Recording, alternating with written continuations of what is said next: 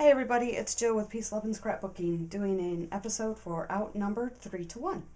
I'm going to show you real quick how I set up a file that I cut using my Gypsy and my Cricut machine. So if you have a Gypsy or you're considering getting a Gypsy, I think they're a great thing to have.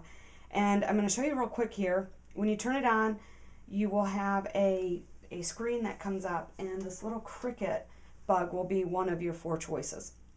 So you go ahead and click on the Cricut and this comes up, and I'm going to hit a new file. My mat size is going to be 12 by 12.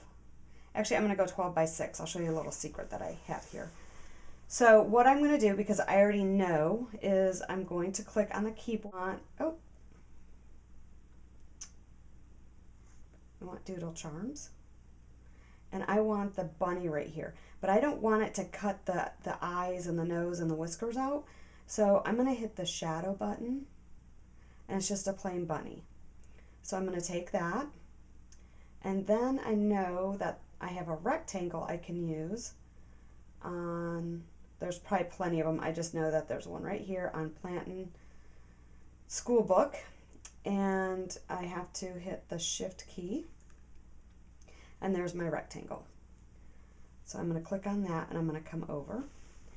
And I'm going to separate these. Right now they're linked together, so if I move it around, it's going to move both of them, and I don't want that. I actually want to move the bunny over to this corner. I'm going to take the rectangle, and I know based on the measurements that I did, I want this to be 2 inches across, and the length of it I want to be 5. So if I were to take the width, and I just hit the button and it comes down here, and there's a keyboard. If I hit 2, that's going to make my rectangle 2 by 2.59. Well, I want my height to be 5. So I want to unlink this chain here where it says width, and then there's like a chain link, and then height. So I want to click on that so it's no longer yellow. And I'm going to hit the height, and now I can adjust the height to be whatever I want. So I want it to be 5. And here is my 2 by 5 rectangle. Okay? Then I'm going to take my bunny, and I need to rotate him because I want to have my bunny cut this way and I want to have my bunny cut that way. So I hit the advanced button at the top, and there's this little rotator button. So I'm going to click on that, and I'm going to rotate 90 degrees. And my bunny is now facing the other direction.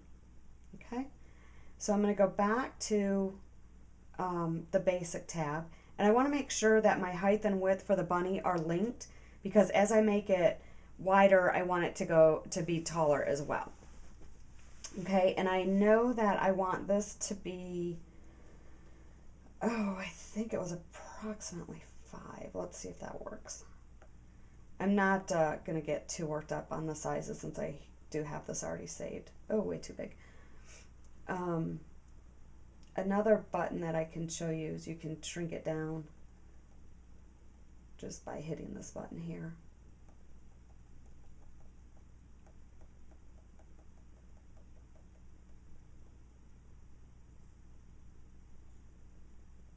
That looks about what I want.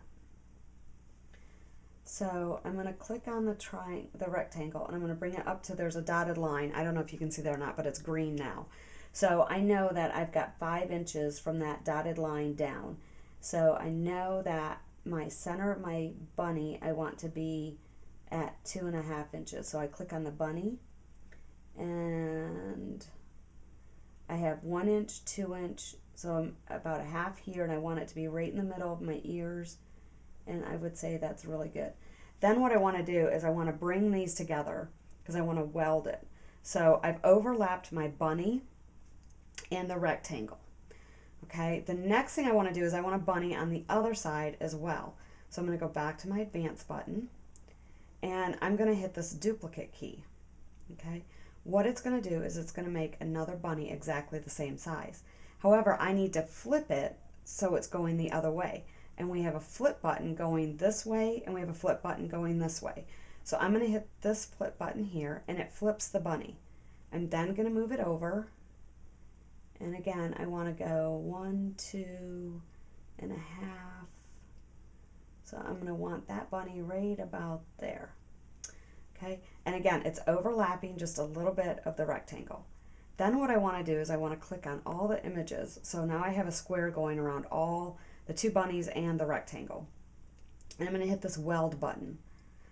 To me it looks like a lock with a star on it or something, but it's a weld button. And when you click on that, it's going to weld these pieces. So it's going to cut along the lines, but where there's overlap, it's not going to cut. And how you can see that is if I click on this eyeball, everything that's going to cut is in the red, and what's not going to cut is the gray.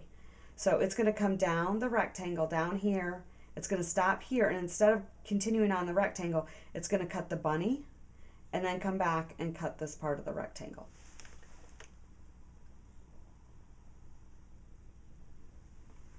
Okay. So that's the eyeball, so you can see what it's going to cut, and the welding button. So I'm going to bring that down just a little bit. Now what I'm going to do is I'm cutting this out of pattern paper, but I want to layer a white bunny on top of that. So I'm going to hit this button here, and I want to change my mat size because I really wanted a 12 by 12 mat, but for me it's easier to see those little squares on the smaller side. So now what I want to do is I want to take just one bunny and I want to duplicate it, and I'm going to slide that bunny over here. So I'm going to cut this out in pattern paper, and I'm going to cut this out in white. Now I'm going to layer this on top of that, but I want the pattern paper to show through just a tiny bit. So what I'm going to do is I'm going to shrink this just a little bit. And again, you want to make sure that link button is on, because as I shrink it in height, I want the width to go down as well. So I'm just going to make it a little bit smaller, about there. And you can also drag this over and layer it on top of it to see what it looks like. And I think that looks really pretty good. So I'm going to bring that back over here. So now when I load my mat, I'm going to have my pattern paper over here. I'm going to have my white paper here, which is exactly what I have done right here. So I've gone ahead and I've cut out the material, and I'm now going to put together the box for you. But that's an easy little, hopefully quick tutorial on how to use the Gypsy.